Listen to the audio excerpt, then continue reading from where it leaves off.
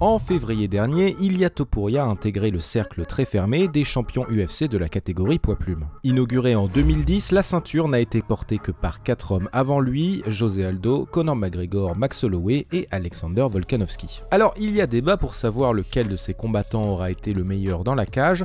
En revanche, quand on parle du plus grand, pas de débat, c'est bien José Aldo, le roi de Rio. Un parcours hors norme, recordman du nombre de défenses de titre dans sa division, invincible pendant près de 10 ans, bref, une véritable légende du sport. Pourtant, pour José Aldo, tout a basculé le 12 décembre 2015 en une fraction de seconde contre Conor McGregor, dans un des moments les plus dingues de l'histoire de l'UFC. Alors, il serait stupide de penser que ce chaos efface à jamais les accomplissements du Brésilien, et dans une époque où de plus en plus de personnes s'intéressent au MMA, il est grand temps de remettre la couronne sur le crâne de José Aldo à quelques jours de ses adieux programmés lors de l'UFC 301. Aujourd'hui dans Focus, retour sur la carrière de José Aldo, le plus grand poids-plume de l'histoire, et un exemple de résilience pour chacun de nous. José Aldo? Who the fuck is that guy? En 1986, les Brésiliens s'amassent devant leur télévision pour suivre les matchs de leur équipe nationale à la Coupe du Monde de football. Chez les Aldo, l'ambiance est à la fête quand soudain, un cri retentit. Les deux filles du couple viennent de faire tomber leur petit frère encore bébé sur une grille de barbecue brûlante. Le fils gardera toute sa vie une large cicatrice sur le visage, il s'appelle José Aldo Jr. En 2016, l'histoire de José Aldo est portée au cinéma et il est vrai que sa jeunesse ressemble à un film. Né dans une famille très modeste, le jeune garçon accompagne son père sur les chantiers pour travailler et voit sa mère quitter le domicile familial lorsqu'il a tout juste 14 ans. Côté sport, le jeune Brésilien se voit déjà footballeur pour le club de Flamengo et passe sa vie dehors à jouer au ballon sur des terrains de fortune. Chez les jeunes des favelas, les matchs de foot tournent souvent à la bagarre et le petit José en a assez de se faire dominer physiquement. Sous l'impulsion de son père, il apprend la capoeira et impressionne déjà par son jeu de jambes. Très croyant, José Aldo racontera plus tard qu'une rencontre fut un véritable don du ciel pour lui, celle avec Marcio Pontes. Ceinture noire de jiu-jitsu brésilien, Pontes décide en 1999 d'ouvrir une salle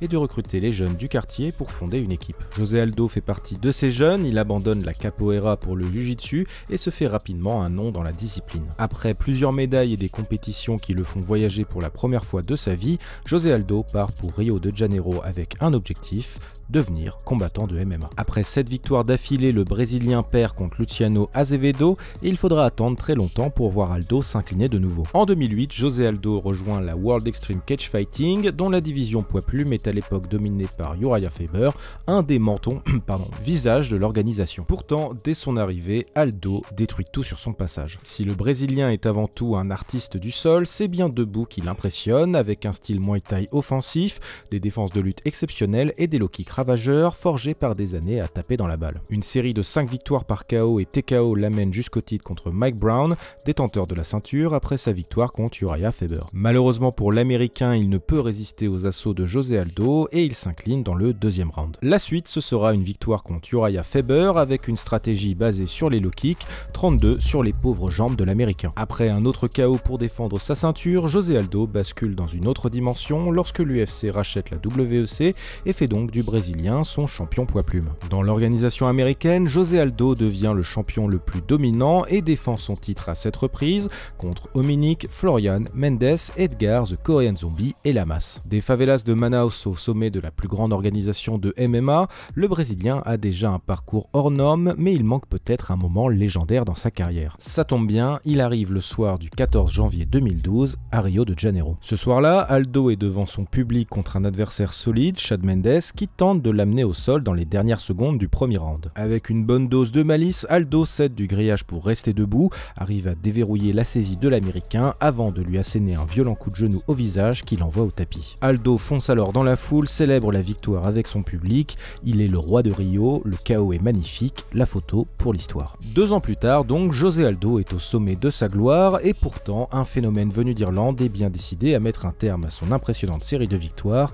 une superstar en devenir nommée Conor McGregor. Ancien double champion du Cage Warriors, Conor McGregor est propulsé par l'UFC qui voit en l'Irlandais une possible superstar capable de faire passer l'UFC dans une nouvelle dimension. Après 5 combats chez les poids-plumes, The Notorious se positionne déjà pour un title shot et se lance dans une grande campagne de déstabilisation à l'encontre de José Aldo. Lorsque le combat est officialisé, l'UFC décide de faire all-in et d'investir tous les moyens nécessaires pour promouvoir le combat. Commence alors une grande tournée médiatique de 12 jours dans 8 villes de 5 5 pays différents, dont Rio de Janeiro et Dublin. Cette tournée devient rapidement un guet-apens pour José Aldo. Non anglophone, plutôt réservé, rarement adepte du trash talk, le Brésilien a face à lui un véritable showman. Conor se moque de lui, l'humilie, lui prend sa ceinture des mains, bref, la bataille psychologique est rude et elle est rapidement remportée par l'Irlandais. Comme si ça ne suffisait pas, Aldo déclare forfait et est remplacé par Shawn Mendes pour une ceinture intérimaire, un test que Conor réussit également.